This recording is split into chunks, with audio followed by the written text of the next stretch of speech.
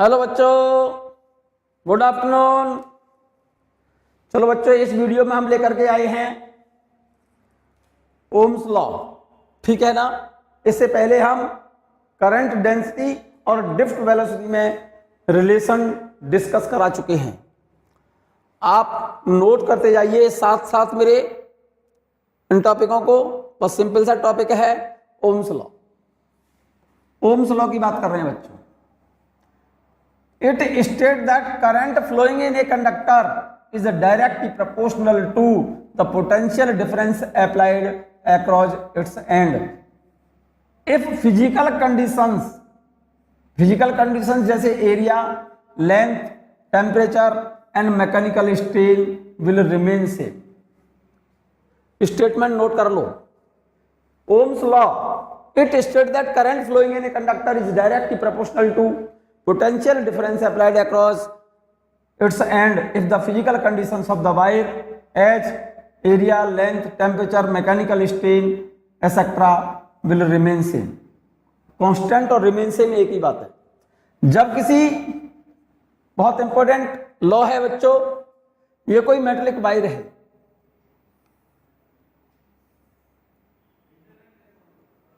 इस metallic wire की लंबाई L, area cross section A, ठीक है ना। अगर इस वायर के एंड्स पर हम पोटेंशियल डिफरेंस अप्लाई कर दें, क्या अप्लाई कर दें? Potential difference. और जैसे ही पोटेंशियल डिफरेंस अप्लाई करेंगे बच्चों, तो इस वायर के अंदर कंडक्ट करने लगेगी क्या? Current. So current flowing in a wire और in a conductor is directly proportional to current flowing in a wire is directly proportional to potential difference applied across its end. If physical conditions of the wire means length, area of cross section, temperature and mechanical strain does not change, then I is a directional V or V directional I. Proportionality constant हटा दें तो proportionality constant हटाएंगे तो value आती है R. R is equal to V upon I, where R is constant known as resistance of the wire. R को बोलते हैं इस वायर का रेजिस्टेंस। I डायरेक्शनल V और V directly proportional I. So curve between V and I is straight line. अगर हम, बहुत simple सी बात बोल रहा हूं बच्चों, यहां पर ध्यान देना मेरी बात पर। V क्या है? अप्लाइड पोटेंशियल डिफरेंस, और पोटेंशियल डिफरेंस अप्लाई करने से करंट कंडक्ट होगी। अगर हम वेरिएबल वैल्यू क्या है यहां पर? I, भाई वोल्टेज अप्लाई करोगे तो करंट बदलेगी, V की वैल्यू बढ़ाओगे तो I की वैल्यू इंक्रीज होगी।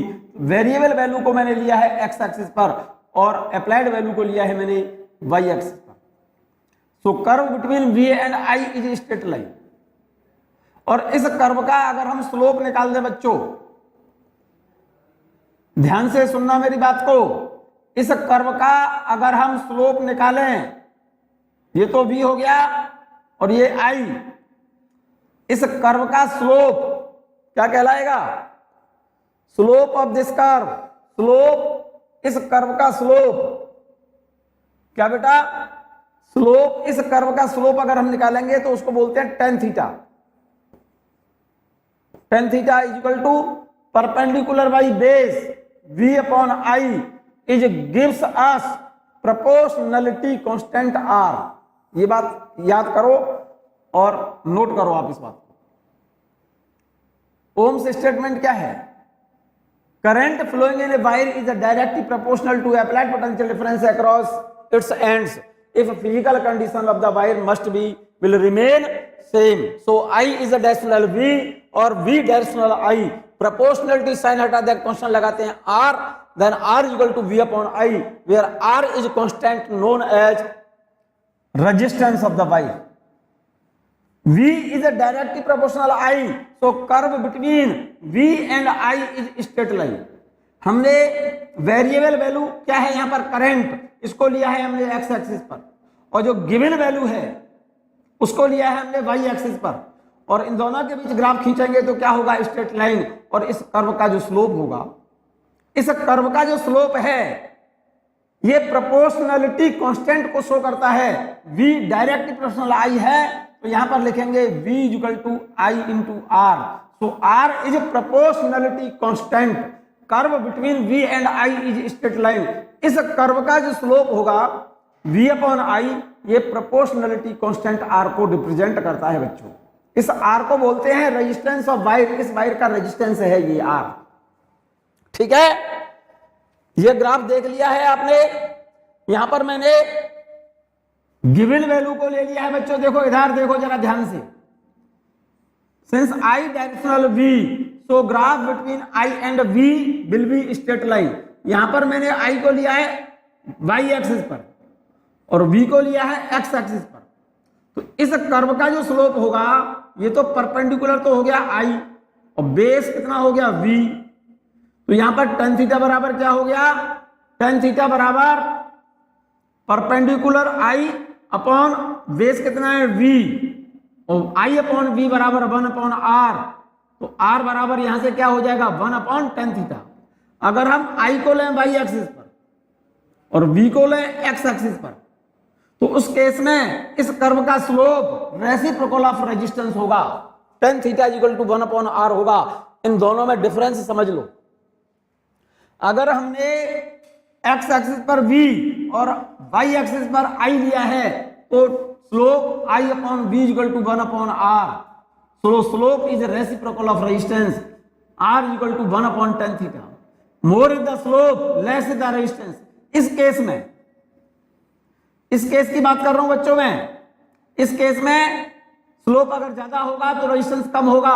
कौन से केस में? जब x एक्सिस पर v और y एक्सिस पर i हमने लिया है तो स्लोप यहां पर रेजिस्टेंस के रेसिप्रोकल है।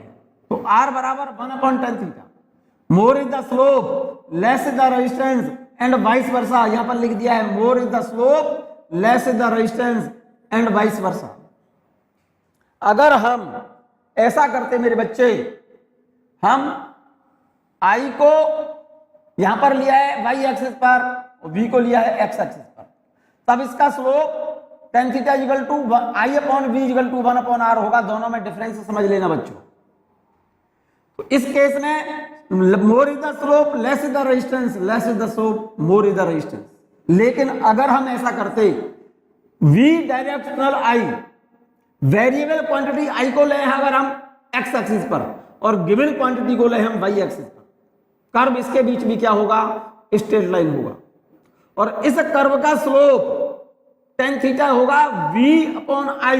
सो slope of this curve tan theta equal to v upon i gives us proportionality constant r, where r is constant known as resistance of the wire.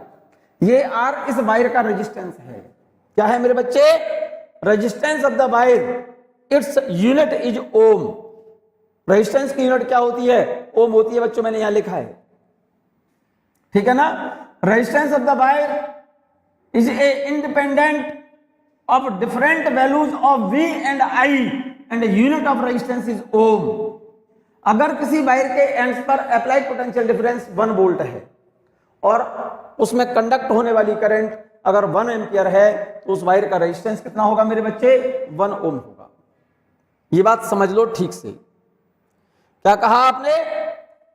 जैसे ये कोई वायर है, if applied potential difference across the wire is 1 volt, applied potential difference कितना हो? 1 volt, due to which current flows in the wire is 1 ampere. इस wire में current 1 ampere है तो इस वायर का रेजिस्टेंस R बराबर V अपॉन I। V कितना? 1 वोल्ट, I 1 एम्पियर। तो इस वायर का रेजिस्टेंस कितना होगा मेरे बच्चे? 1 ohm. 1 ohm is equal to 1 volt upon ampere. Clear है? Ohm is unit of resistance in SI system. ठीक। एक और इंपॉर्टेंट पॉइंट बच्चों, अगर आप ध्यान दें मेरी बात पर तो ध्यान से सुनिएगा। बहुत सिंपल सी बात बोल रहा हूं। ओम्स लॉ में क्या था? V is equal to I R, R is equal to V upon I। ध्यान देना मेरी बात पर।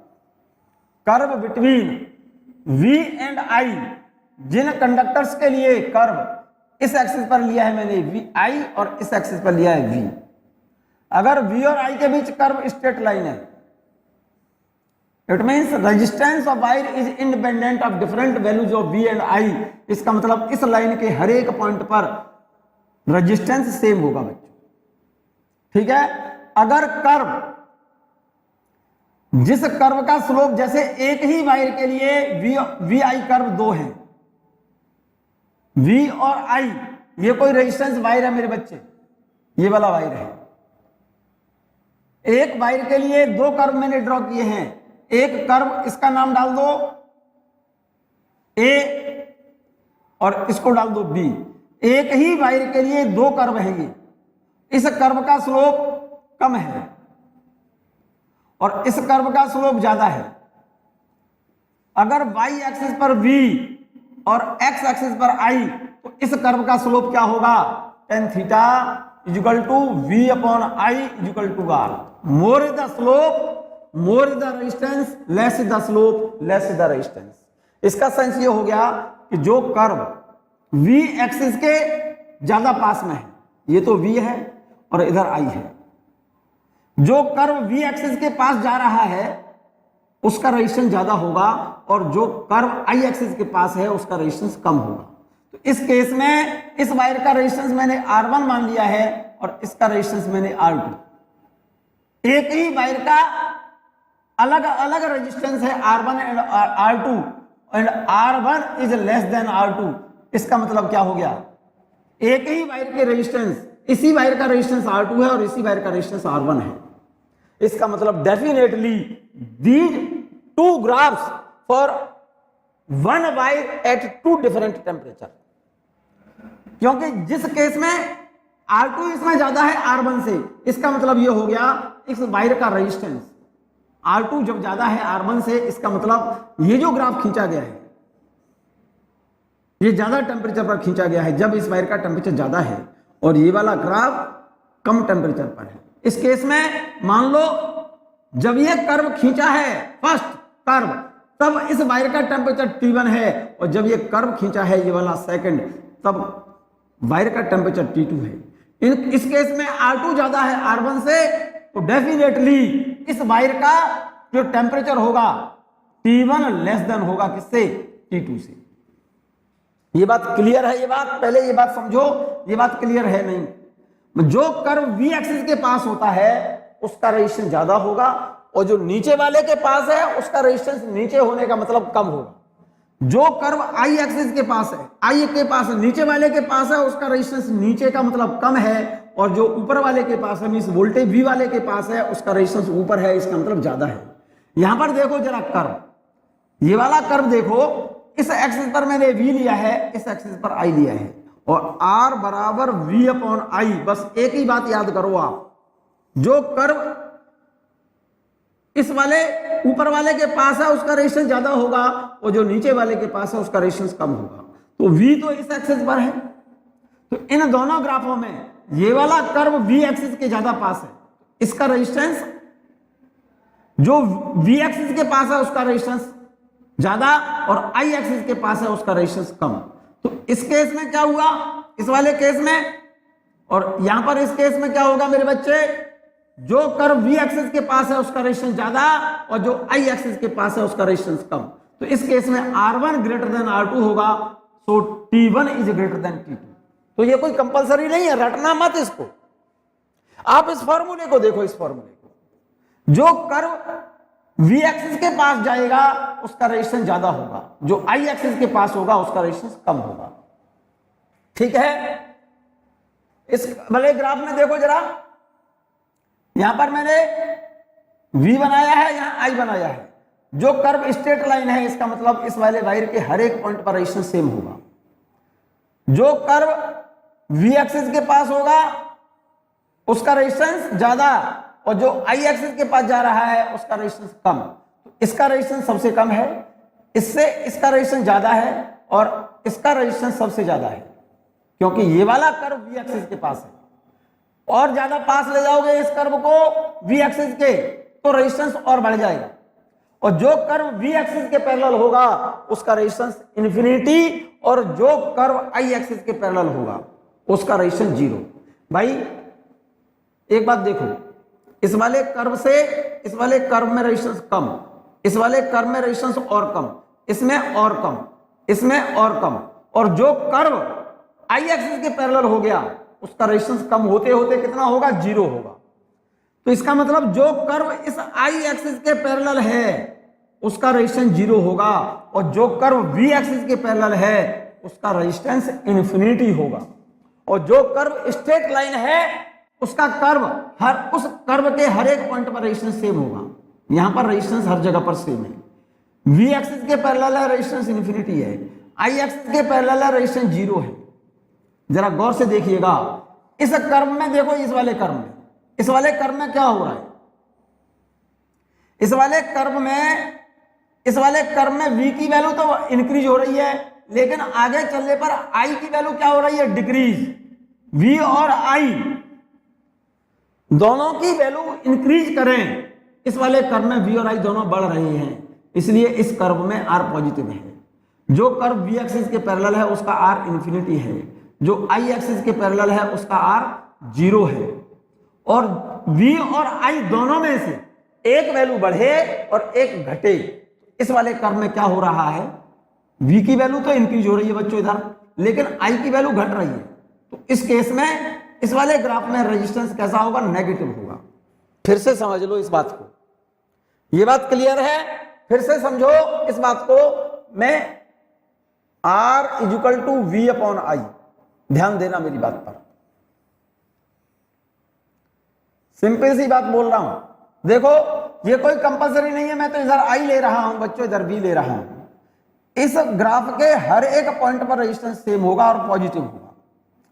इस ग्राफ में रेजिस्टेंस पॉजिटिव है और हर एक पॉइंट पर रेजिस्टेंस सेम होगा। इसमें R कैसा होगा? सेम होगा, रेजिस्टेंस कांस्टेंट होगा। क्लियर है? जो स्ट्रेट लाइन ग्राफ था, जो कर्व i एक्सिस के पैरेलल है, इस एक्सिस के पैरेलल, जैसे मान लो ये कर्व क्या है?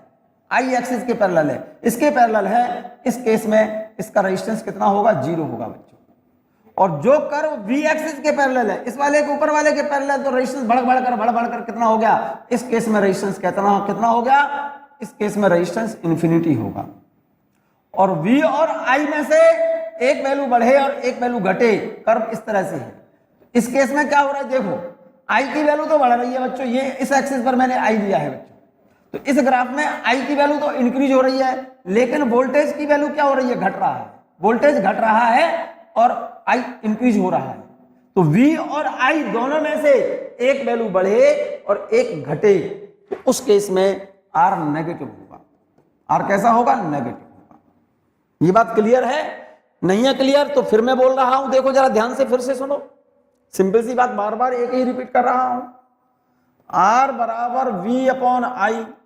जो ग्राफ ऊपर वाले के पास है उसका रेजिस्टेंस ज्यादा ऊपर होगा, जो ग्राफ I नीचे वाले के पास है उसका रेजिस्टेंस नीचे होगा, मींस कम होगा। ठीक है? देखिएगा, इस एक्सिस पर ले लिया मैंने V और इस एक्सिस पर ले लिया मैंने I।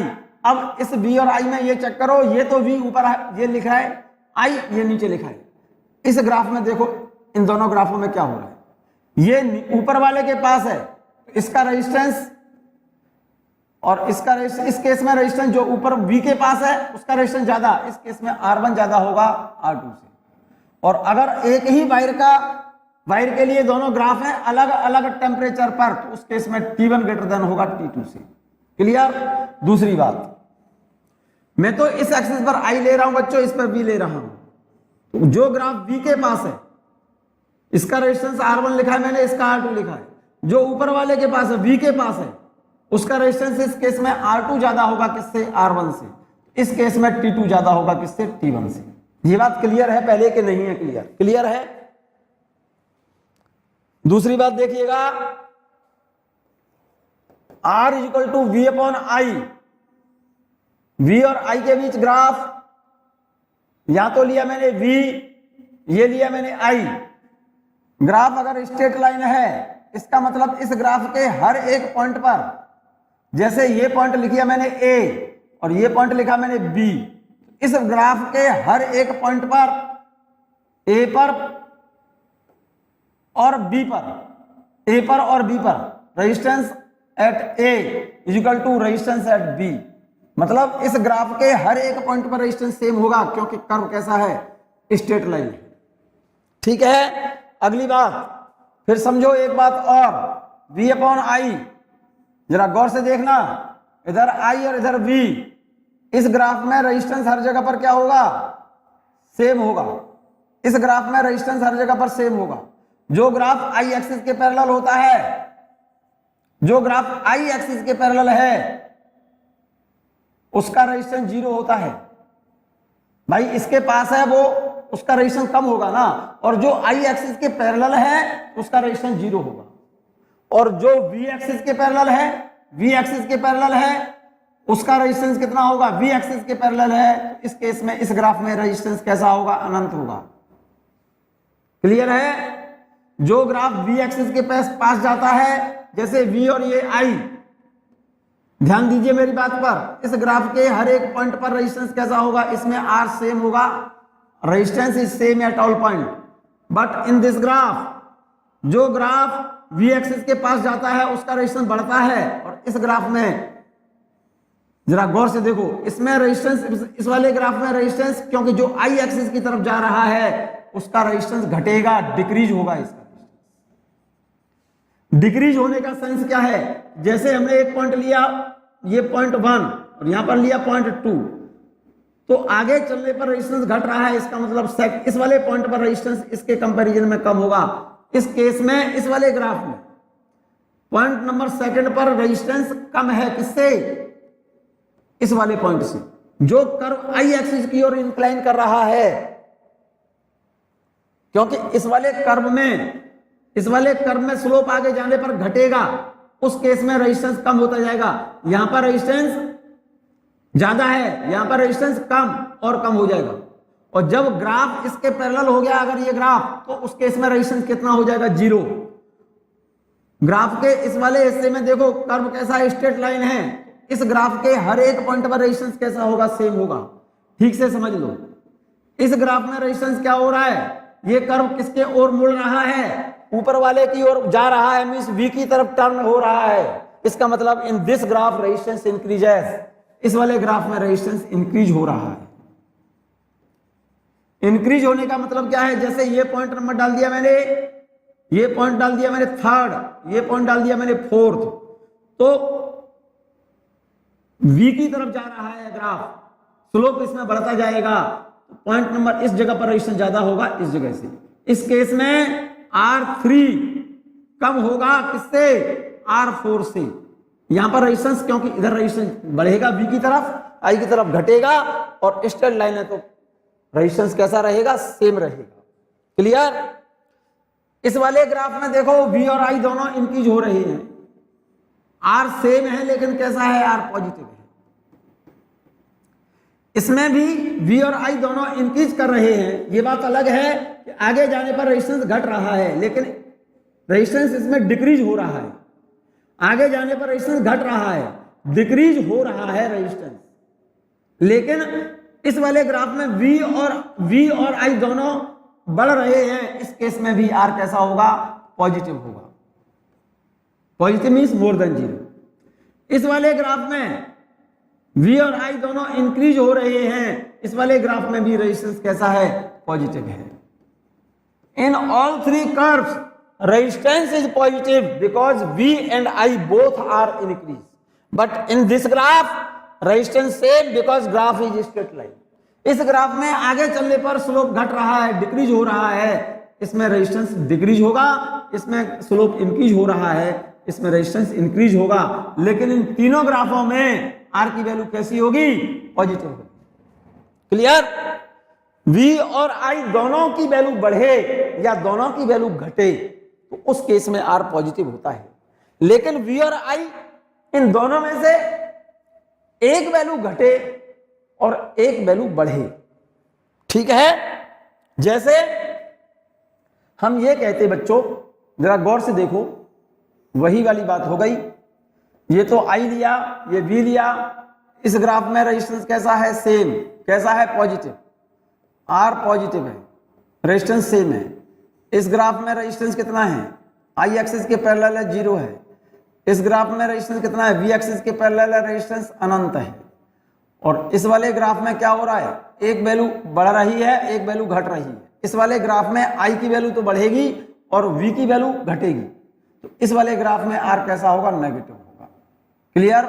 अगर हम ऐसा करते मेरे बच्चे, ये वी लें और ये आई लें, ये ग्राफ में आर कैसा है, पॉजिटिव है, कांस्टेंट है और पॉजिटिव है। जो ग्राफ वी एक्सिस के पैरेलल होता है उसमें रेजिस्टेंस इन्फिनिटी होता है। देखो ये आई एक्सिस के पैरेलल है तो इसमें रेजिस्टेंस 0 है, लेकिन इस वाली एक्सिस पर मैंने वी ले लिया बच्चों, तो वी एक्सिस के पैरेलल रेजिस्टेंस अनंत है और आई एक्सिस के पैरेलल रेजिस्टेंस इस वाले केस में कितना है, 0 है। और ग्राफ ये देख लिया, इस वाले ग्राफ में रेजिस्टेंस कैसा है, क्योंकि इसमें v का मान बढ़ रहा है, v increase but i decrease, so in this part of graph resistance is negative. Clear. एक और बात समझिए, जो ग्राफ v एक्सिस के पास जाता है उसका रेजिस्टेंस बढ़ेगा, ये रेजिस्टेंस बढ़ेगा, इसमें रेजिस्टेंस घटेगा, इसमें रेजिस्टेंस कांस्टेंट रहेगा, इसमें रेजिस्टेंस घटेगा, इसमें रेजिस्टेंस बढ़ेगा और इसमें रेजिस्टेंस कांस्टेंट रहेगा। जो ऊपर वाले v बराबर r बराबर v अपॉन i, जो ऊपर वाले के पास जाता है, ऊपर वाले के मतलब v की तरफ जाएगा उसका रेजिस्टेंस बढ़ेगा, नीचे वाले के पास जाएगा रेजिस्टेंस घटेगा और स्ट्रेट लाइन है रेजिस्टेंस कांस्टेंट होगा। क्लियर है। इस ग्राफ में देखो जरा गौर से देखो, यहां लिया मैंने v और यहां लिया i, इस वाले इन दोनों ग्राफों में किसमें रेजिस्टेंस ज्यादा किसमें कम, जल्दी v के पास जो ग्राफ है उसका रेजिस्टेंस ज्यादा होगा, R1 greater than R2। Clear. मेरे ख्याल से ये पॉइंट सब समझ आ गए होंगे बच्चों आपको। इस वाले ग्राफ में v और i का ग्राफ है, R1 ज्यादा होगा R2 से, तो इस केस में T1 ग्रेटर देन T2। ये ग्राफ v एक्सिस के पैरेलल है, रेजिस्टेंस इंफिनिटी है, i एक्सिस के पैरेलल है, रेजिस्टेंस 0 है। इस ग्राफ में रेजिस्टेंस पॉजिटिव बट कांस्टेंट, ये v एक्सिस के पैरेलल है, रेजिस्टेंस इंफिनिटी है, i एक्सिस के पैरेलल है, रेजिस्टेंस 0 है। और इस ग्राफ में क्या हो रहा है, v increase but i decrease, so resistance is negative. In this curve जो ग्राफ स्ट्रेट लाइन है रेजिस्टेंस कांस्टेंट है, v एक्सिस की ओर जा रहा है रेजिस्टेंस इंक्रीज, i एक्सिस की ओर जा रहा है रेजिस्टेंस डिक्रीज। मेरे ख्याल से ओम्स लॉ आपको बिल्कुल 100% क्लियर हो गया होगा बच्चों। मैं बात कर रहा हूं national unit of resistance is ohm. Resistance की नेशनल यूनिट क्या लिखते हैं हम, ओम लिखते हैं बच्चों। रेजिस्टेंस की एक इंटरनेशनल यूनिट और है बच्चों, हाँ बच्चों, इंटरनेशनल ओम। एक रेजिस्टेंस की यूनिट नेशनल ओम तो है बच्चों, नेशनल यूनिट तो रेजिस्टेंस की है ओम, और रेजिस्टेंस की एक यूनिट और है इंटरनेशनल ओम। क्या होती है इंटरनेशनल ओम? इंटरनेशनल ओम, वन इंटरनेशनल ओम उस मरकरी कॉलम का रेजिस्टेंस होता है बच्चे। मरकरी कॉलम, जो कोई मरकरी कॉलम है इसमें मरकरी भरा हुआ है, मरकरी जानते हैं ना, Hg लिक्विड स्टेट में मेटल है। ये मरकरी मेटल है लेकिन लिक्विड स्टेट में है। और इस मरकरी कॉलम की लेंथ कितनी, 106.3 सेंटीमीटर, और इसके अंदर जो मरकरी भरा हुआ है उसका मास है 14.4521 ग्राम, और इस मरकरी का टेम्परेचर 0 डिग्री सेल्सियस, और इस मरकरी कॉलम का cross section, area cross section A कितना है, 1 mm²। ऐसा मरकरी कॉलम जिसकी लंबाई 106.3 सेंटीमीटर हो और इस मरकरी कॉलम में जो मरकरी भरा हुआ है उसका मास 14.4521 ग्राम, और इस मरकरी कॉलम का टेम्परेचर 0 डिग्री सेल्सियस, और इसका एरिया क्रॉस सेक्शन 1 mm²। और इस मरकरी कॉलम का जो भी रेजिस्टेंस होगा, इस मरकरी कॉलम का जो भी रेजिस्टेंस होगा उस रेजिस्टेंस को बोला जाता है मेरे बच्चे इंटरनेशनल। बना लो इस फिगर को। 1 international ohm is that resistance of mercury column which has 106.3 centimeter length. Mass of mercury in this column is 14.4521 gram and area of cross section of this mercury column is 1 mm square and its temperature is of 0 degree Celsius. और इस mercury column का जो भी resistance होगा मेरे बच्चे, उस resistance को हम 1 इंटरनेशनल ओम कहते हैं। एक international ohm, 1 international ohm is that resistance of mercury column, उस मरकरी कॉलम का रेजिस्टेंस होता है जिसकी लेंथ कितनी 106.3 सेंटीमीटर हो और उसमें जो मरकरी है उसका मास 14.4521 ग्राम और उस मरकरी कॉलम का क्रॉस सेक्शन 1 mm स्क्वायर हो और उस मरकरी का टेम्परेचर 0 डिग्री सेल्सियस हो। इस मरकरी कॉलम का जिसकी लंबाई कितनी है 106.3 सेंटीमीटर और इसके अंदर जो मरकरी भरा है उसका मास 14.4521 ग्राम, टेम्परेचर 0 डिग्री सेल्सियस और area cross section 1 mm square है। इस मरकरी कॉलम का जितना भी रेजिस्टेंस होगा उस रेजिस्टेंस को हम 1 इंटरनेशनल ओम कहते हैं बच्चों। ठीक है ना? मैं बात कर रहा हूं राजा बेटा किसकी? Proof of Ohm's law. Important part है बच्चों, नोट कर लें आप इसको। अगर आप बोर्ड का एग्जाम देने जा रहे हो 2021 में तो ये बोर्ड में डेफिनेटली एग्जाम में आएगा। वेरी मोस्ट इंपोर्टेंट पार्ट है ये proof of Ohm's law. Ohm's law है क्या? Current flowing in a wire is directly proportional to potential difference applied across its ends. कोई वायर है ये, इस वायर के एंड्स पर अगर पोटेंशियल डिफरेंस अप्लाई कर दें तो इस वायर के अंदर जो करंट कंडक्ट करेगी वो करंट इसके एंड्स पर अप्लाइड पोटेंशियल डिफरेंस की डायरेक्टली प्रोपोर्शनल होगी। इस बात का प्रूफ दे रहे हैं। देखिएगा, let us take a conductor of length L and area cross section A across which potential difference of V volt is applied. Then current starts flowing opposite to direction of flow of electron in the presence of external electric field. क्योंकि ध्यान से सुने, let us take a conductor of length L and area cross section A and applied potential difference across the wire is V, due to which current starts flowing opposite to the direction of flow of electrons in the presence of electric field. कहना हम ये चाहते हैं बच्चों, हमने ये मान लिया है कि ये कोई मेटलिक वायर है। इस वायर की लंबाई कितनी मानी है हमने L और इसका क्रॉस सेक्शन कितना है A और इसके एंड्स पर अप्लाइड पोटेंशियल डिफरेंस V। और जैसे ही पोटेंशियल डिफरेंस वायर के एंड्स पर अप्लाई करोगी तुरंत इस वायर के अंदर एक इलेक्ट्रिक फील्ड जनरेट हो जाएगा E बराबर V/L along the axis of wire, inside the wire along the axis of wire। और इस एक्सटर्नल इलेक्ट्रिक फील्ड की प्रेजेंस में इस वायर के अंदर जो इलेक्ट्रॉन हैं, क्योंकि ये टर्मिनल कैसा है नेगेटिव, ये टर्मिनल कैसा है पॉजिटिव, तुरंत इसके अंदर के जो इलेक्ट्रॉन होंगे उन इलेक्ट्रॉनों पर एक फोर्स लगेगा इलेक्ट्रिक फील्ड के अपोजिट डायरेक्शन में और ये इलेक्ट्रॉन जब चलने लगेंगे तो इस वायर में करंट कंडक्ट करने लगेगी। तो हमको प्रूफ ये करना है कि इस वायर के एंड्स पर पोटेंशियल डिफरेंस जैसे ही अप्लाई करेंगे तो इस वायर के अंदर जो करंट कंडक्ट करे वो इस अप्लाइड पोटेंशियल डिफरेंस के डायरेक्टली प्रोपोर्शनल हो। शर्त ये है, कंडीशन ये है कि इस वायर की ना तो हम लेंथ बदलें, ना हम क्रॉस सेक्शन बदलें और ना ही हम इसका टेम्परेचर चेंज करें। फिजिकल कंडीशन हम वायर की अगर चेंज ना करें तो वायर के अंदर कंडक्ट होने वाली करंट उसके एंड्स पर अप्लाइड पोटेंशियल डिफरेंस के डायरेक्टली प्रोपोर्शनल होगी। ये बात हमको प्रूफ करनी है। तो हमने लिख दिया है let us take a conductor of length L। आप भी साथ साथ नोट कर लें इस बात को। Let us take a conductor of length L and area of cross section of wire is A across which a potential difference of V volt is applied. Then current starts flowing opposite to the direction of flow of electron। जिधर electron चलेंगे इलेक्ट्रॉनों के चलने के opposite direction में current conduct करने लगेगी इन the presence of external electric field. और इसके अंदर इलेक्ट्रिक फील्ड कितना जनरेट होगा?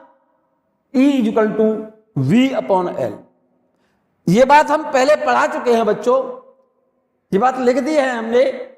We know that drift velocity of free electrons in the presence of electric field, ये फॉर्मूला आप ड्राइव कर चुके हो। Vd इज equal to E into electric field E into relaxation time upon mass of electron. इस e की जगह पर V अपॉन एल लिख सकते हो। ये फॉर्मूला आप पहले ड्राइव कर चुके हो। ये बात हम ड्रिफ्ट वेलोसिटी का रिलेशन हम ड्राइव कर चुके हैं। ये पहले इससे प्रीवियस लेक्चर में आप इसको देखें एक बार। ड्रिफ्ट वेलोसिटी का formula, we know that drift velocity of electron in the presence of external electric field E into electric field है ये, और ये relaxation time upon mass of electron. Electric field E की जगह पर हमने लिख दिया है E is equal to V upon L applied potential difference upon length of wire, ये इलेक्ट्रिक फील्ड हो गया। तो इस E की जगह पर हमने V अपॉन एल लिख दिया है, ठीक है ना।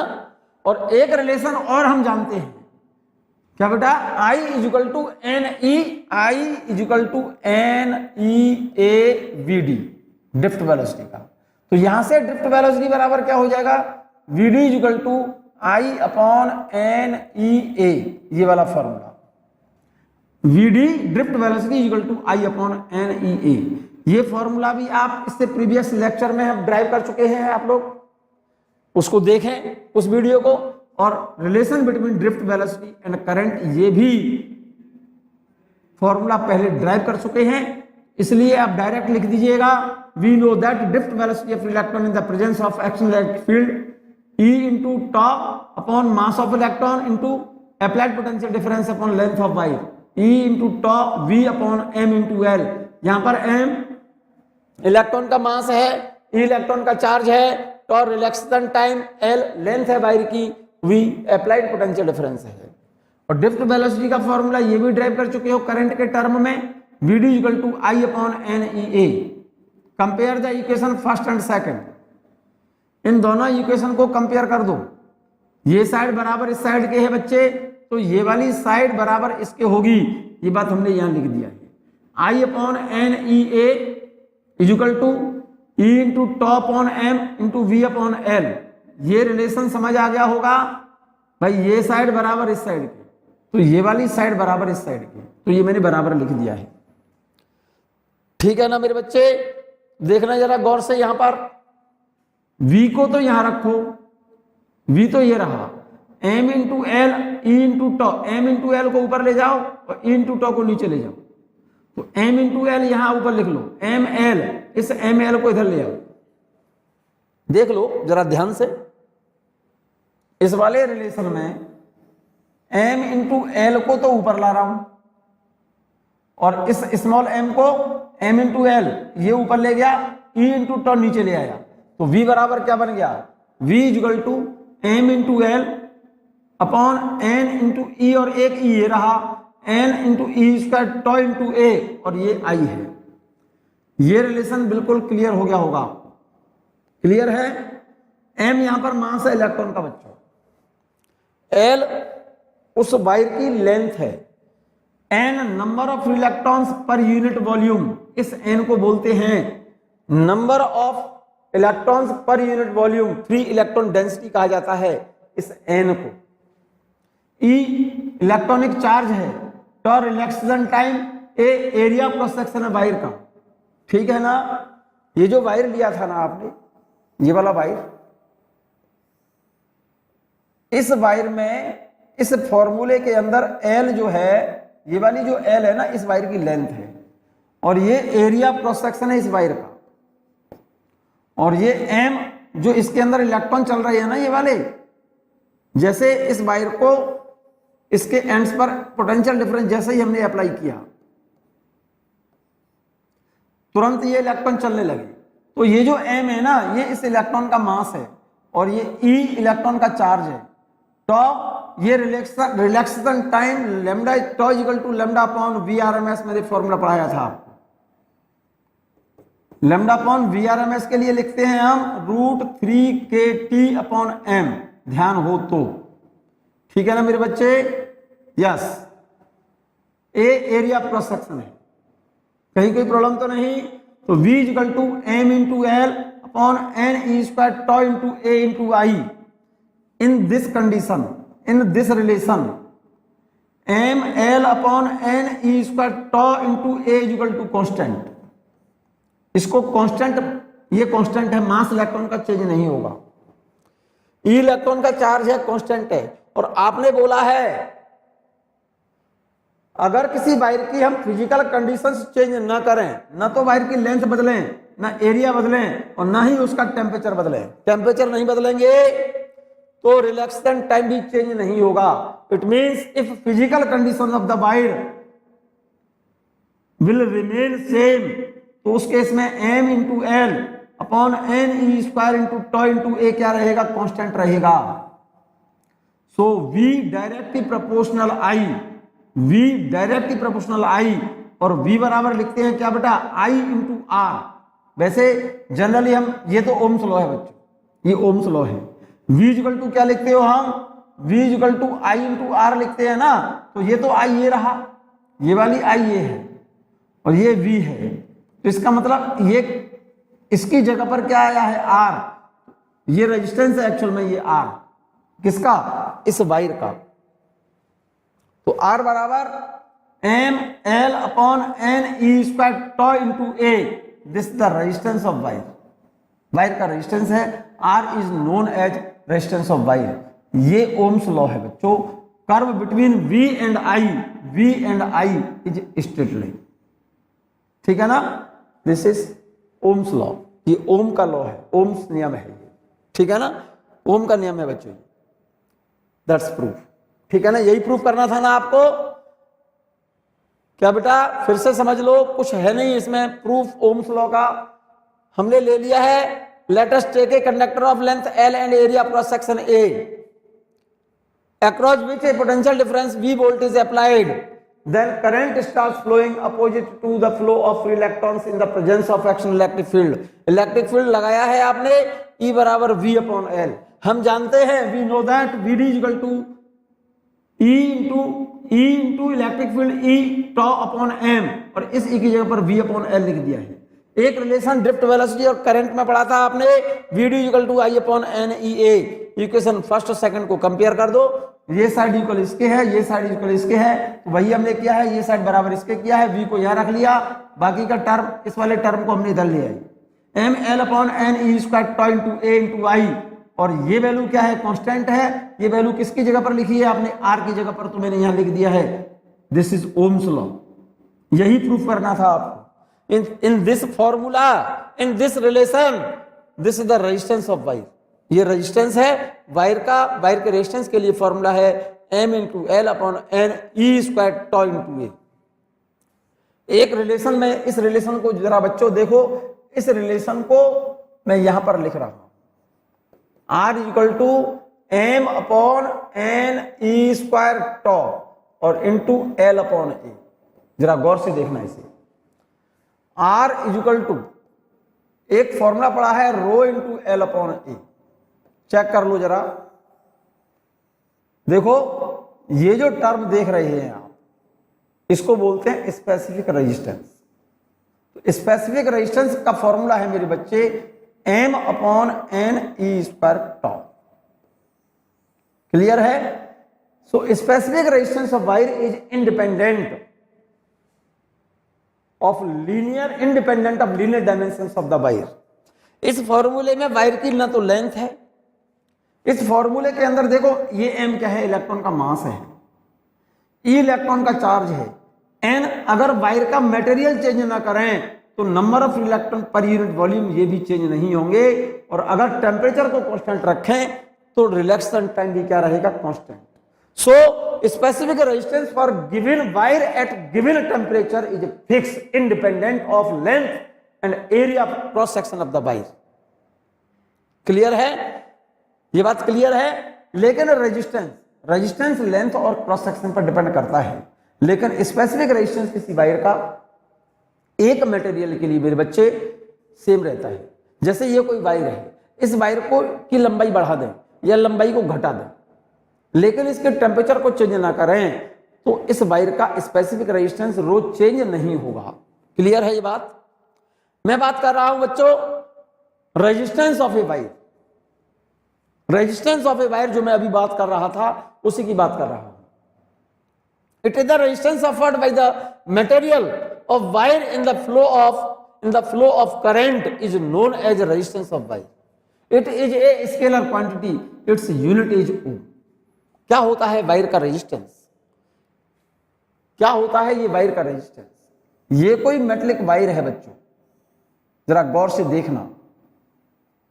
इसको हमने किसी बैटरी से जब कनेक्ट करेंगे हम, सोचो जरा दिमाग से, ये टर्मिनल पॉजिटिव, ये negative, applied potential difference V है। ये टर्मिनल तो प्लस हो गया बच्चों, ये टर्मिनल कैसा है? माइनस है। ठीक है, ये पॉजिटिव है। ठीक है, तो जैसे ही हम इस वायर को किसी बैटरी से कनेक्ट करेंगे तुरंत इसके अंदर एक इलेक्ट्रिक फील्ड जनरेट हो जाएगा। ध्यान से सुनना। तो इसके अंदर क्या होगा? इलेक्ट्रॉन फ्लो होंगे लो पोटेंशियल से हाई पोटेंशियल की, और जब ये इलेक्ट्रॉन चलते हैं तो वायर के अंदर क्या करेंगे? इसके अंदर जो पॉजिटिव आयंस होते हैं, इन पॉजिटिव आयंस से क्या करते हैं? ये कोलाइड करते हैं, टकराते रहते हैं। ठीक है ना? तो रास्ते में इन इलेक्ट्रॉनों को चलने में, एक एंड से दूसरे एंड तक चलने में, रास्ते के अंदर इनको डिफिकल्टी होती है एक सिरे से दूसरे सिरे तक जाने में। तो इस वायर के द्वारा, इस वायर के मटेरियल के द्वारा, इसके अंदर जो भी मटेरियल है, इस मटेरियल के द्वारा इलेक्ट्रॉनों के फ्लो होने का मतलब है करंट के फ्लो होने में जो रुकावट, जो डिफिकल्टी जनरेट होगी, उसे इस वायर का क्या बोला जाता है? रेजिस्टेंस बोला जाता है। यही लिखा है आपने। इट इज द रेजिस्टेंस और difficulty offered by the material of wire in the flow of current is known as resistance of wire. It is a scalar quantity and its unit is ohm. Resistance of a wire of length L and area cross section A and free electron density is N is given by the relation R is equal to M L upon N E square tau into A। और इतने की जगह पर हम लिखते हैं मेरे बच्चे रो। इसको क्या लिखा है बेटे? रो L अपॉन A। एक्चुअल में रो की जगह पर ये क्या है? रो बराबर M upon N E square tau। Rho is called specific resistance of wire और resistivity of the conductor. Clear? यहां से रो की डेफिनेशन अगर देखें आप, R बराबर रो L अपॉन A। जरा गौर से देखना, rho is equal to R A upon L. Clear है? अगर एल इज इक्वल टू 1 ले और एरिया क्रॉस सेक्शन भी 1 ले तो रेजिस्टेंस, स्पेसिफिक रेजिस्टेंस उस क्यूबिकल वेसल के रेजिस्टेंस के इक्वल होगा। क्या बेटा? जिसकी हर एक लीनियर डायमेंशन क्या हो? यूनिटी हो, उसकी लेंथ भी यूनिटी और क्रॉस सेक्शन भी यूनिटी। तो उस क्यूबिकल वेसल का जो रेजिस्टेंस है वो उसका स्पेसिफिक रेजिस्टेंस कहलाता है। यही लिखा है मेरे बच्चे। रो इज स्पेसिफिक रेजिस्टेंस और resistivity of the wire. It is the resistance of unit cube. Unit cube का मतलब जिसका क्रॉस सेक्शन यूनिटी और लेंथ भी 1 हो, यूनिटी हो। तो उस क्यूबिकल वेसल का, कौन से क्यूबिकल वेसल का? जिसकी लेंथ यूनिटी और क्रॉस सेक्शन यूनिटी हो, उस क्यूबिकल वेसल का जो भी रेजिस्टेंस होगा उसे हम स्पेसिफिक रेजिस्टेंस कहते हैं वायर का। क्लियर है? The value of specific resistance, इस फॉर्मूले में जरा गौर से देखो। इस फॉर्मूले में वायर की लेंथ नहीं है बच्चों, देखो जरा गौर से देखिए।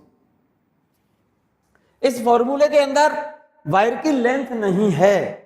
It means value of specific resistance is depend upon impurity, temperature and mechanical stress and independent of linear dimensions of the wire. मतलब स्पेसिफिक रेजिस्टेंस का मान वायर की लेंथ और उसके एरिया क्रॉस सेक्शन पर डिपेंड नहीं करता। डिपेंड अपॉन इंप्योरिटी मतलब उसके मटेरियल पर डिपेंड करेगा, उसके टेम्परेचर पर डिपेंड करेगा स्पेसिफिक रेजिस्टेंस का मान, and mechanical stress and independent of linear dimensions of the wire. Linear dimension का मतलब होता है, लीनियर डायमेंशंस का मतलब होता है उसकी लेंथ और एरिया पर डिपेंड स्पेसिफिक रेजिस्टेंस नहीं करता। Clear? Its unit is ohm into metre. Specific resistance की यूनिट क्या होगी मेरे बच्चा? Ohm into metre. भाई स्पेसिफिक रेजिस्टेंस का फॉर्मूला क्या है? आर बराबर रो एल अपॉन ए। तो स्पेसिफिक रेजिस्टेंस की यूनिट क्या लिखेंगे मेरे बच्चा? R into A upon L. इसकी यूनिट तो ओम, इसकी मीटर स्क्वायर अपॉन मीटर। तो इसकी यूनिट क्या हो गई? इसकी यूनिट हो गई, इसकी तो ओम, एरिया की हो गई मीटर स्क्वायर अपॉन लेंथ की हो गई मीटर। 1 मीटर से मीटर कैंसिल, इसलिए इसकी यूनिट क्या हो गई बेटा? Ohm into metre. क्लियर है? It's unit is ohm into metre. It's value is fix for given material at given temperature. इस बात को अंडरलाइन कर लो। Specific resistance is fix for given material at given temperature independent of linear dimensions of the wire. Clear? चलिएगा, मैं बात कर रहा हूं बच्चों conductance, conductivity. Conductance is reciprocal of resistance and conductivity is reciprocal of resistivity. Simple point बोल रहा हूं दो। Conductance reciprocal of resistance is known as conductance, G से डिनोट करते हैं, और रेजिस्टेंस का रेसिप्रोकल बोल रहे हैं आप। जी बराबर 1 अपॉन आर, आर की यूनिट होती है ओम, तो कंडक्टेंस की यूनिट हो गई 1 अपॉन ओम। तो it's unit is 1 upon ohm. 1 upon ohm को हम मोहो, MHO मोहो लिखते हैं, या फिर साइमन। क्या बेटा? Conductance reciprocal of resistance is known as conductance. It's unit is 1 upon ohm और मोहो। अरे भाई 1 अपॉन ओम, और 1 अपॉन ओम को लिखते हैं मोहो, MHO और साइमन, और इसका सिंबल होता है मोहो का ओम का उल्टा। ओम का उल्टा लिखा है ये। अरे ओम कैसे बनाते हैं भाई?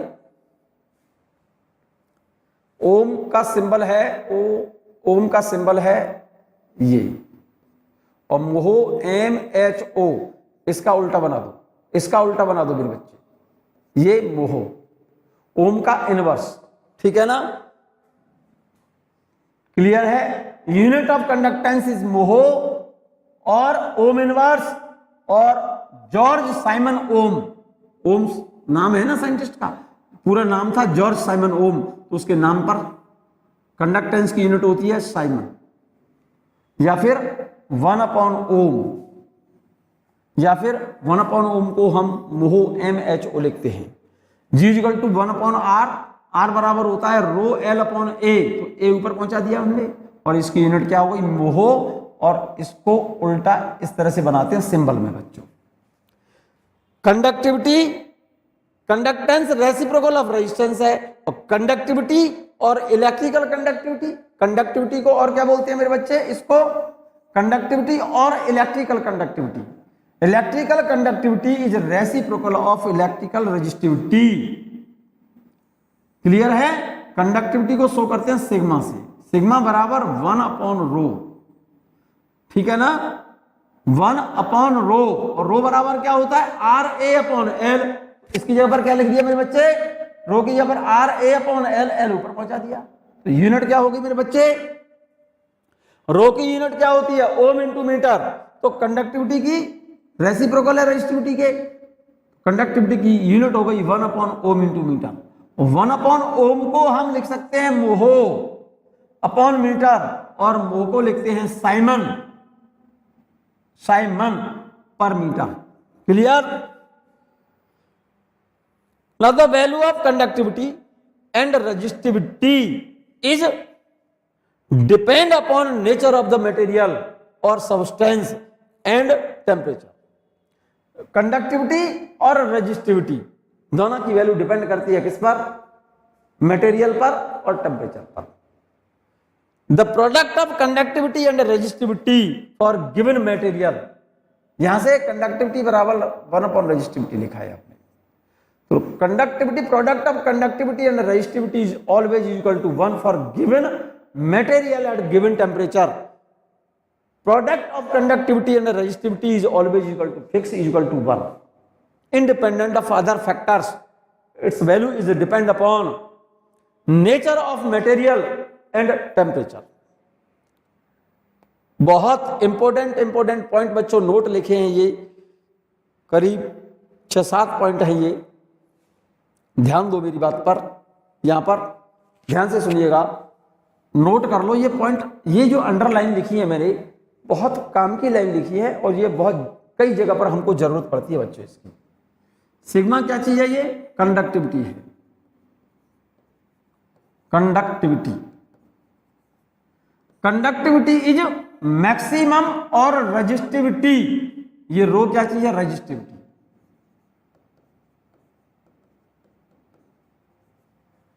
Conductivity is maximum and resistivity is minimum for AG.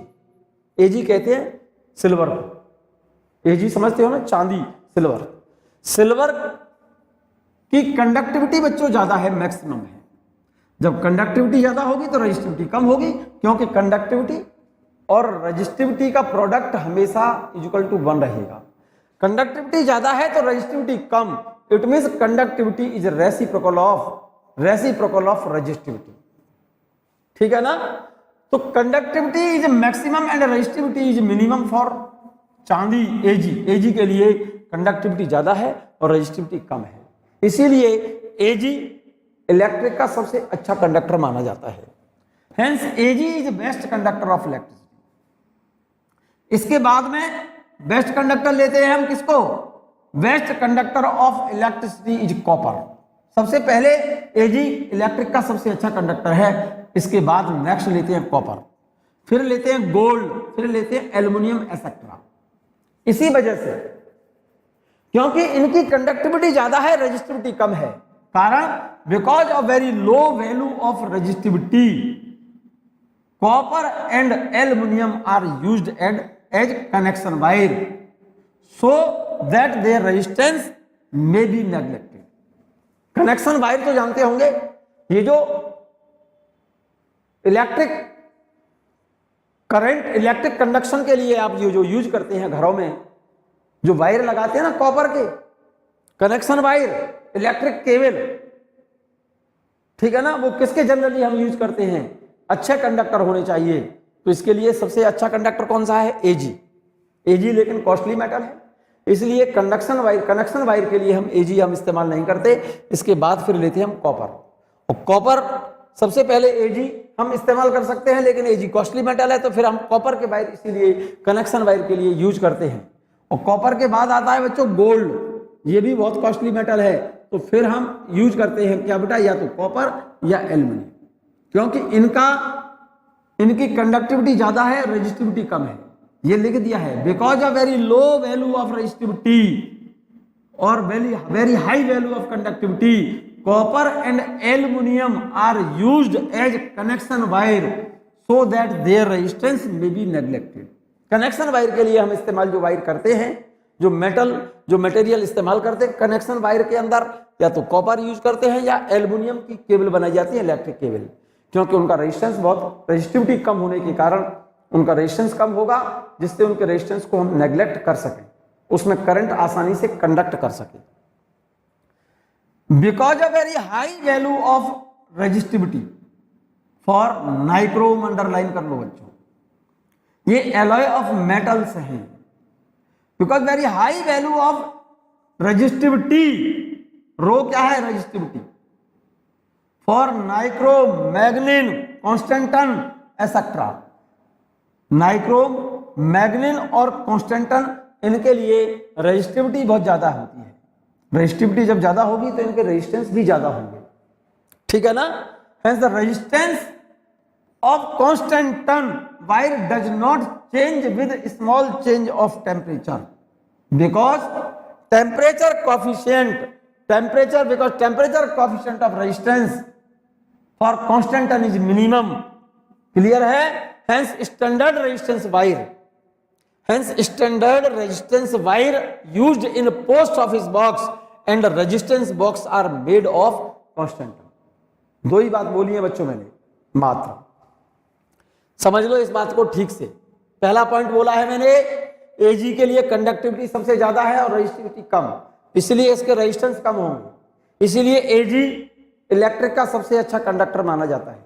Next best conductor होता है कॉपर, उसके बाद गोल्ड, फिर एल्युमिनियम, क्योंकि इनका रेजिस्टेंस रेजिस्टिविटी कम होने की वजह से, मिनिमम होने की वजह से इनका रेजिस्टेंस कम होगा, इसीलिए कॉपर या फिर एल्युमिनियम कनेक्शन वायर के लिए इस्तेमाल करते हैं, क्योंकि इनका रेजिस्टेंस कम होने के कारण इनके रेजिस्टेंस को नेग्लेक्ट कर सकते हैं।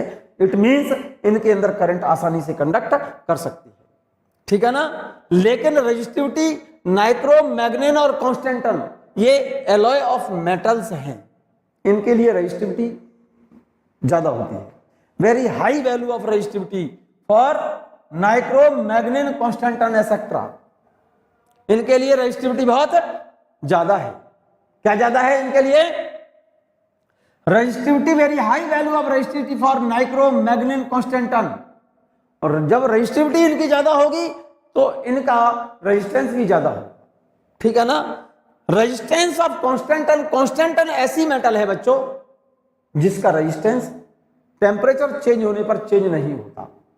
Constantan, resistance of constantan wire does not change with small change of temperature. Constantan का टेम्परेचर हम थोड़ा सा बदल दें तो उसके रेजिस्टेंस में, कॉन्स्टेंटन एलॉय ऑफ मेटल है ये, और कॉन्स्टेंटन ऐसी मेटल है जिसका टेम्परेचर थोड़ा सा बढ़ा देने पर इसके रेजिस्टेंस में कोई चेंज नहीं होता। कारण उसका कारण है क्योंकि उसका temperature coefficient of resistance for constantan is minimum.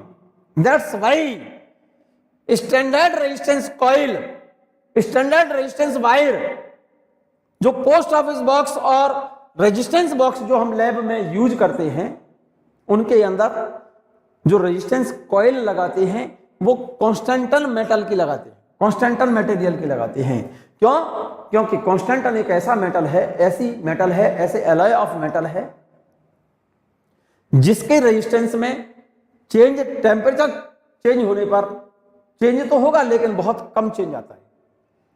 Temperature थोड़ा सा बदल दें तो कॉन्स्टेंटन मेटल का रेजिस्टेंस टेम्परेचर बदलने पर चेंज नहीं होता, क्योंकि इसका temperature coefficient of resistance constantan का सबसे कम है।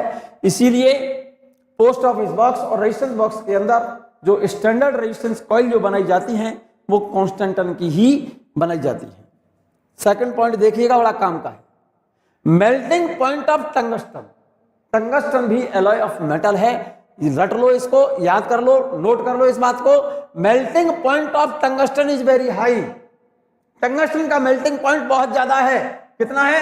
3655 degree Celsius, 3655 degree Celsius, 3655 degree Celsius. Melting point tungsten का बहुत ज्यादा है। कितना है? 3655 degree Celsius. It does not melt on being incandescent state. Incandescent state का मतलब जब ये गर्म होकर व्हाइट हॉट हो जाता है।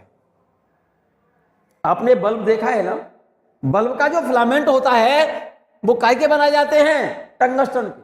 क्यों? क्योंकि बल्ब का फिलामेंट जब व्हाइट हॉट होता है तो उसका टेम्परेचर बहुत ज्यादा हो जाए। तो टंगस्टन क्योंकि हमारी ऐसी मेटल है जिसका मेल्टिंग पॉइंट बहुत ज्यादा है, 3655 डिग्री सेल्सियस, और इनकैंडिसेंट स्टेट में बल्ब के फिलामेंट का temperature near about 2200 degree Celsius होता है, तो उसका मेल्टिंग पॉइंट तो उससे ज्यादा है। तो जब ये टंगस्टन व्हाइट आउट होगा तो मेल्ट नहीं होता, इसीलिए बल्ब के जो फिलामेंट बनाए जाते हैं वो काय के बनाए जाते हैं? टंगस्टन के। इसीलिए लिखा है melting point of tungsten is very high. It does not melt on being incandescent state. White out state में ये मेल्ट नहीं होते, hence filament of the bulb are made of tungsten. इसीलिए बल्ब का जो फिलामेंट बनाया जाता है काय के बनाए जाते हैं बच्चों? टंगस्टन के बनाए जाते हैं। थर्ड पॉइंट बहुत important point, generally any gas, nitrogen और हीलियम और आर्गन, इनर्ट गैस है ये, not oxygen, is filled in the bulb to reduce evaporation of filament. जो बल्ब बनाए जाते हैं, बल्ब तो देखे हैं ना, बल्ब के अंदर जो फिलामेंट बनाए जाते हैं मेरे बच्चे, ये जो फिलामेंट हैं ये टंगस्टन के बनाए जाते हैं। क्योंकि टंगस्टन ऐसा मेटल है मेरे बच्चे, काहे के फिलामेंट है ये, टंगस्टन का है।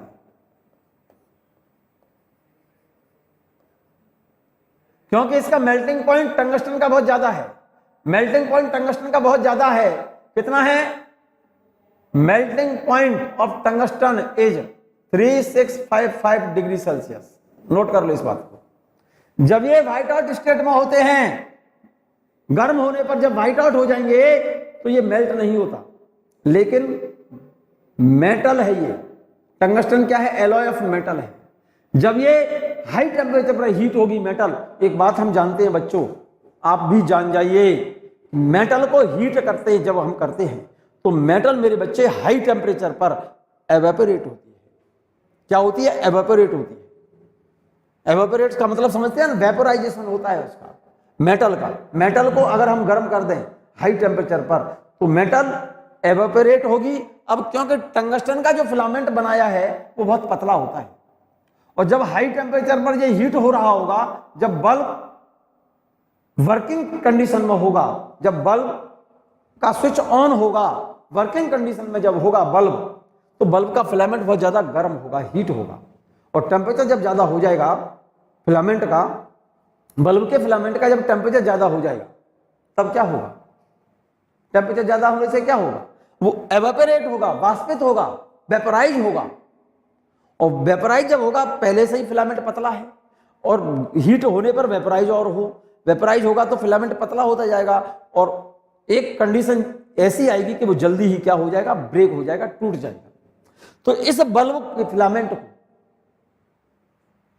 एवेपोरेट होने से, वेपोराइजेशन होने से रोकने के लिए हम क्या करते हैं? इसके अंदर भर देते हैं बच्चों हाई प्रेशर पर नाइट्रोजन गैस और हीलियम गैस और inert gas, argon gas mix करके भरते हैं।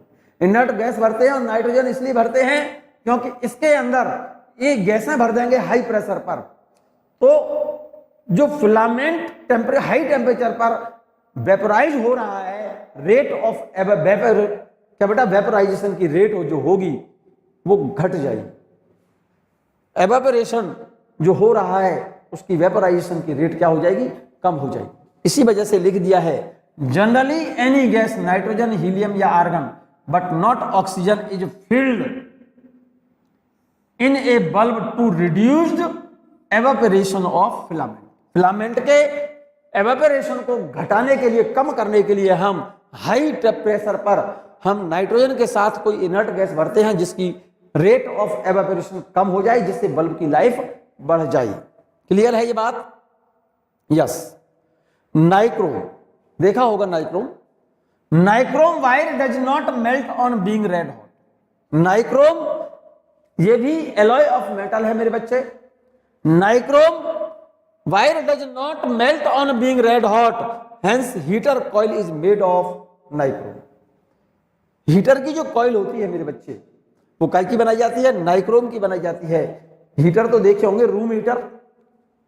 अरे रूम हीटर नहीं देखे? उसमें एक स्प्रिंग टाइप की कॉइल लगी होती है, एलिमेंट कहते हैं उसको, हीटर का एलिमेंट। हीटर की जो कॉइल होती है वो नाइक्रोम की बनाते हैं हम। क्यों बनाते हैं? क्योंकि नाइक्रोम रेड हॉट होने पर मेल्ट नहीं होता मेरे बच्चे, इसीलिए हीटर की जो कॉइल बनाई जाती हैं वो हमेशा नाइक्रोम की ही बनाई जाती है। क्लियर? मैं बात कर रहा हूं बच्चों ओमिक कंडक्टर और दूसरे होते हैं non ohmic conductor. Ohmic conductor, those conductors which obey Ohm's law. All metals obey Ohm's law are called ohmic conductor और लीनियर रेजिस्टेंस। कौन से resistance? Linear resistance, because the graph between V and I is straight line. जिन metals के लिए, जिन substance के लिए, जिन conductors के लिए V डायरेक्टली प्रोपोर्शनल I हो, मींस जिनके लिए V और I के बीच ग्राफ कैसा हो? स्ट्रेट लाइन हो, उन मेटल्स का जो रेजिस्टेंस होगा ओमिक रेजिस्टेंस कहलाता है। उन मेटल्स को, उन कंडक्टर्स को हम ओमिक कंडक्टर कहते हैं, और उनका रेजिस्टेंस V और I की अलग अलग वैल्यू पर सेम होगा। मतलब resistance of ohmic conductor independent of different values of V and I। Curve between V and I for ohmic conductor is straight line. इसीलिए इनके रेजिस्टेंस को हम लीनियर रेजिस्टेंस भी कहते हैं। क्लियर हो गई होगी बात। मैं बात कर रहा हूं नॉन ओमे conductor, those conductors which do not obey Ohm's law, ऐसे कंडक्टर जो ओम्स लॉ को फॉलो नहीं करते। क्या बेटा? Those conductors which do not obey Ohm's law, जो ओम्स लॉ को फॉलो नहीं करें, जिनके लिए V और I डायरेक्टली प्रोपोर्शनल ना हो, जिनके लिए V और I के बीच ग्राफ, कर्व, स्ट्रेट लाइन ना हो, कौन से कहलाते हैं? नॉन ओमे कंडक्टर कहलाते हैं। For example diode valve. Diode valve सुना नहीं होगा आपने, आप कहोगे तो वैक्यूम ट्यूब हम आगे एक इलेक्ट्रॉनिक्स एक यूनिट आएगी उसमें पढ़ाएंगे, लेकिन ये आपके सिलेबस में नहीं है प्रेजेंट टाइम। अभी तो आपको इसका नाम याद रखना होगा। Diode valve, triode valve, vacuum tube होती है ये, गैसेज, सेमीकंडक्टर्स, ठीक है ना, इलेक्ट्रोलाइट। इलेक्ट्रोलाइट तो जानते हो ना, वे सब्सटेंस जिनको पानी में डिजोल्व करने पर अपने आयंस में डिसोसिएट हो जाएं, उन सब्सटेंस को इलेक्ट्रोलाइट बोलते हैं।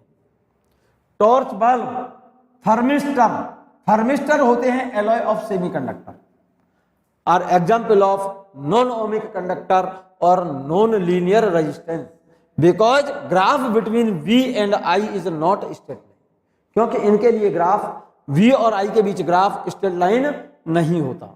The value of resistance of non-ohmic conductor is different for different values of V and I called dynamic resistance।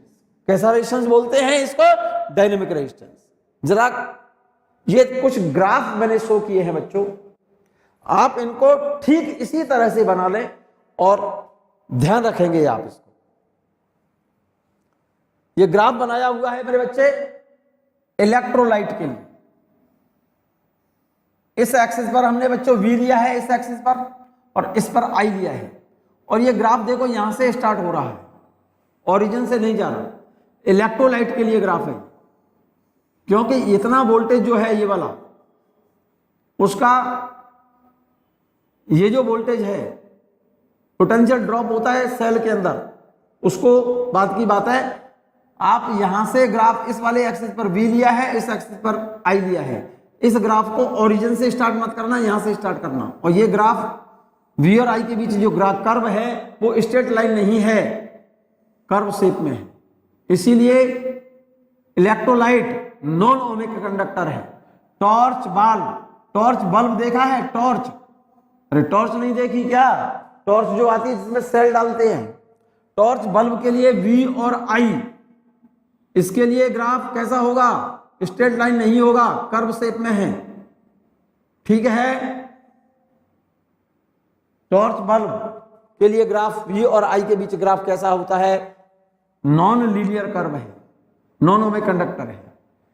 PN junction, PN junction diode बोला जाता है बच्चों इसको, PN junction diode.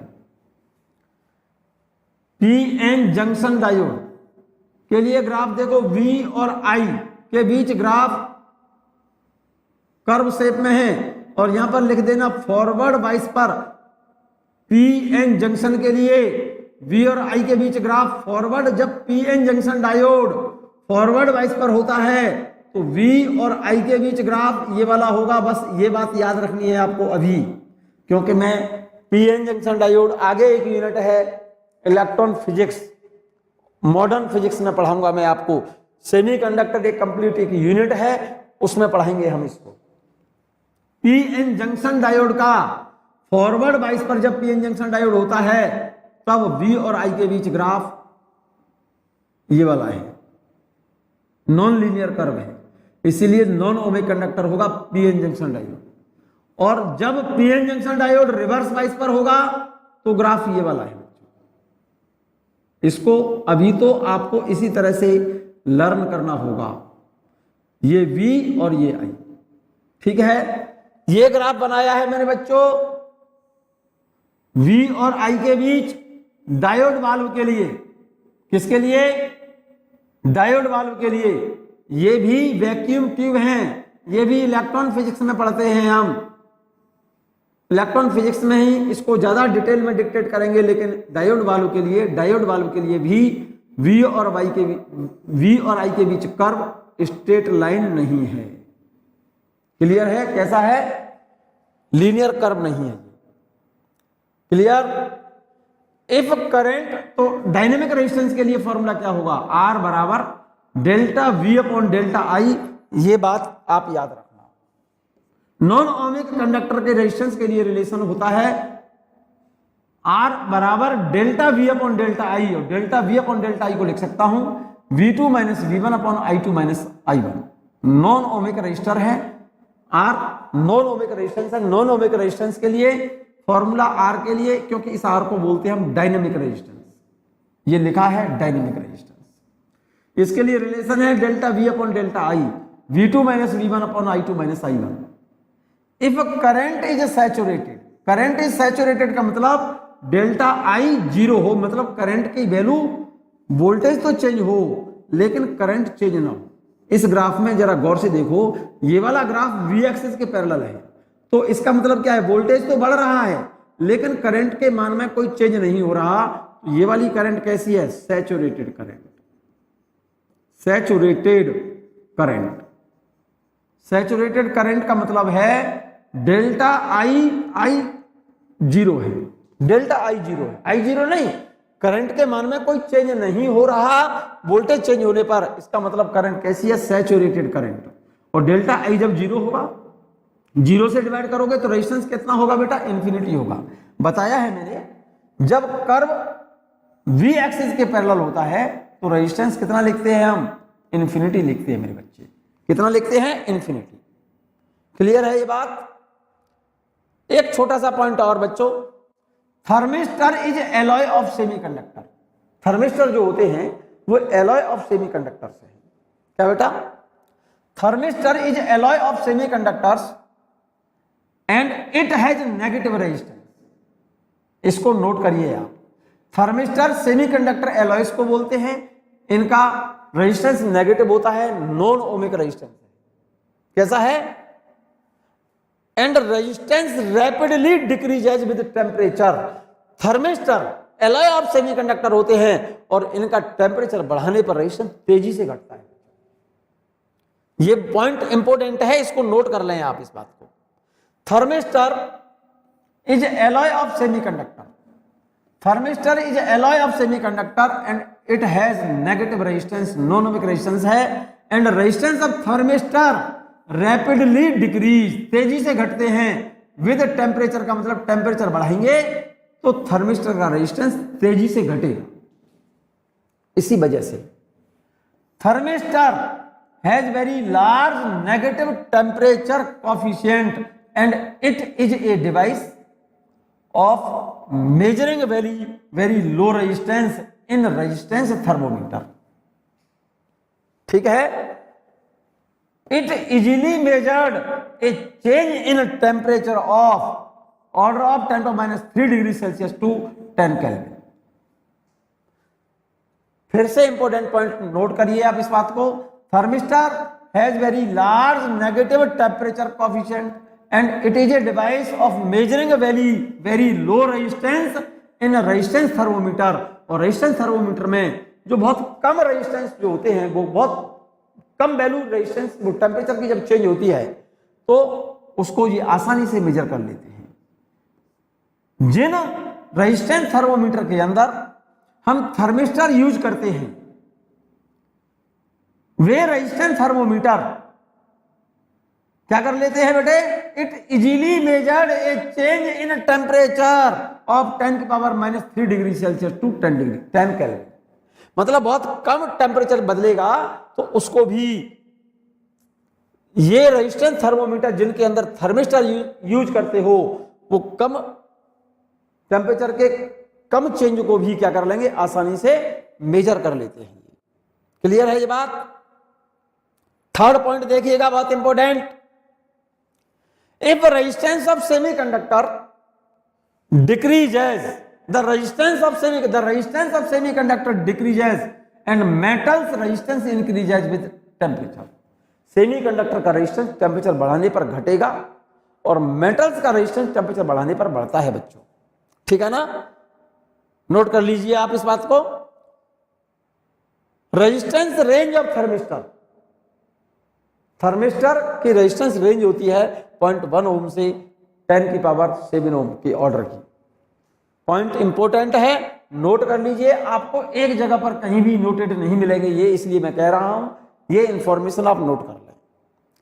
Thermistor used to safeguard the filament of the picture tube of a television set against the variation of current. जो पहले television set जो use होते थे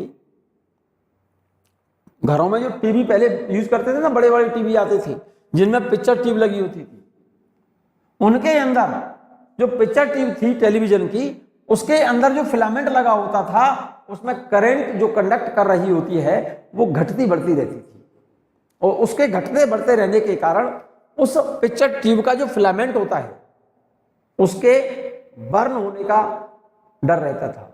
इसीलिए उस फिलामेंट को बर्न होने से बचाने के लिए उसके अंदर जॉइंट लगाते थे हम उस फिलामेंट का, कैसे? थर्मिस्टर से। Thermistor used to safeguard the filament of the picture tube of a television set against the variation of current. Note कर लो आप इस बात को। लेकिन आजकल हम ये वाले टेलीविजन सेट यूज नहीं करते जिसके अंदर पिक्चर टीवी यूज करते हैं, अब तो एलईडी, एलसीडी ये आ गए हैं बच्चों, ठीक है ना। 6 point, thermistor used in temperature control units of industry and in protection of winding of generator and transformers and motors in voltage stabilisation and remote sensing ये पॉइंट अंडरलाइन कर लो और नोट कर लो, कर सकते हो बच्चों, तो ये आपके काम के पॉइंट हैं, ठीक है। इस वीडियो को बच्चों आप ठीक से 1-2 बार रिवाइज कर लें। नेक्स्ट सेशन पर हम वेरिएशन रेजिस्टेंस का लेकर के आएंगे, वो नेक्स्ट टॉपिक पर हम नेक्स्ट वीडियो में डिस्कस करेंगे।